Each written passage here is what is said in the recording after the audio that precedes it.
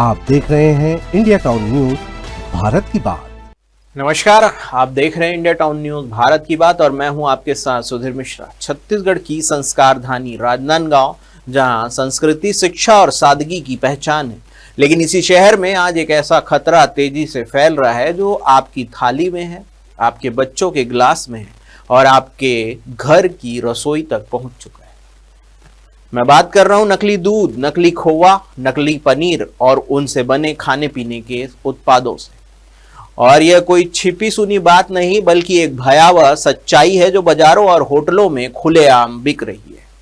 Urea, detergent, Tinopal, palm oil, starch और यहां तक कि नेल पॉलिश रिमूवर तक, ये सब मिल रहा है उस चीज में जिसे हम रोज पवित्र भोजन की तरह इस्तेमाल करते हैं।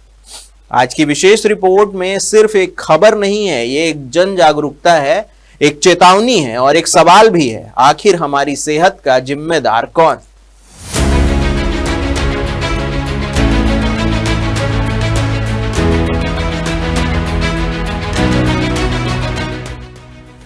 राजनांदगांव में मिलावटखोरों का जाल इतना गहरा हो गया है कि अब यह कारोबार गांव से लेकर शहर के बड़े बाजारों तक फैल चुका है। स्थानीय होटलों, मिठाई दुकानों और डेयरी सप्लायर्स पर सवाल खड़े हो रहे हैं कि वे अंधाधुंध सप्लाई ले रहे हैं, लेकिन किसी भी प्रकार की जांच या सर्टिफिकेशन नहीं मांग रहे हैं। सूत्रों से मिली जानकारी के अनुसार सबसे पहले जानते हैं कि नकली दूध कैसे बनता है।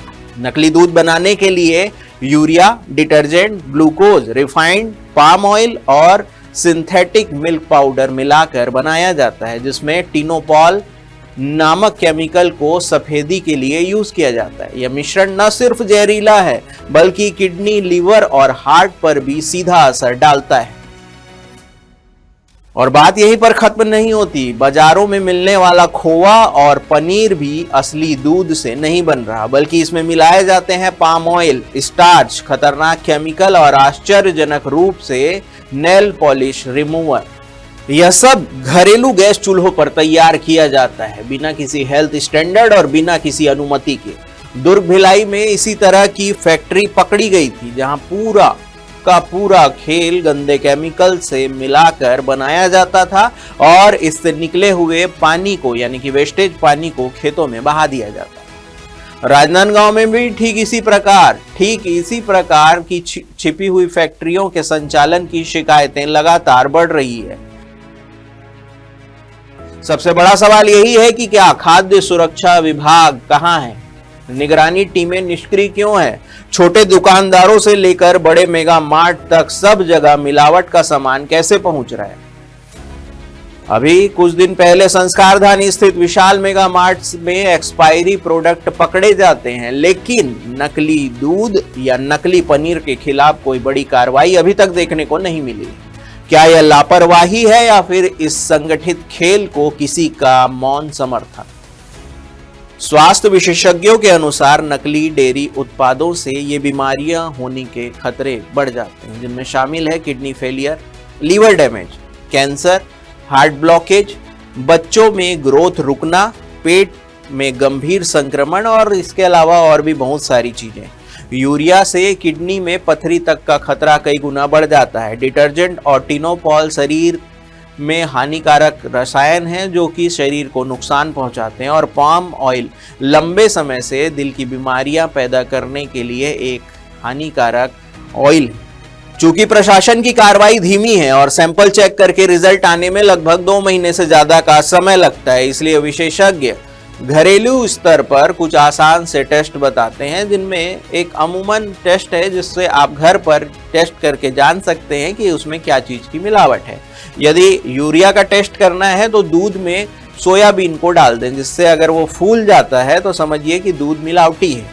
और यदि आपको पनीर टेस्ट करना है तो पनीर को पानी में उबालें, अगर तेल अलग हो जाए तो समझ जाइए कि वो नकली है। और इसी तरह अगर आप खोवा का टेस्ट करना चाहते हैं तो खोवा को हथेली पर लें और उसे ऐसे रगड़ें। रगड़ने से क्या होगा? यदि उसमें प्लास्टिक जैसी चिकनाई आएगी तो वह मिलावटी साबित होगा। और यदि मान लीजिए खोवा में स्टार्च की मिलावट हो तो आयोडीन डालकर उसमें टेस्ट करें। यदि उसका कलर नीला हो जाता है तो उससे ये समझ में आएगा कि उसमें स्टार्च की मिलावट है। ये टेस्ट सिर्फ संकेत है, लेकिन किसी स्तर पर आपको बचा सकते हैं। यह खबर सिर्फ जनता के लिए चेतावनी नहीं, बल्कि प्रशासन, खाद्य सुरक्षा विभाग और जिला अधिकारियों के लिए भी एक बड़ा सवाल है। आखिर कब तक खुलेआम ये गोरख धंधा चलता रहेगा और खाद्य विभाग हाथ में हाथ धरकर बैठे रहेगा? हमें तय करना होगा कि क्या हम अपने बच्चों को जहर पिलाते रहेंगे?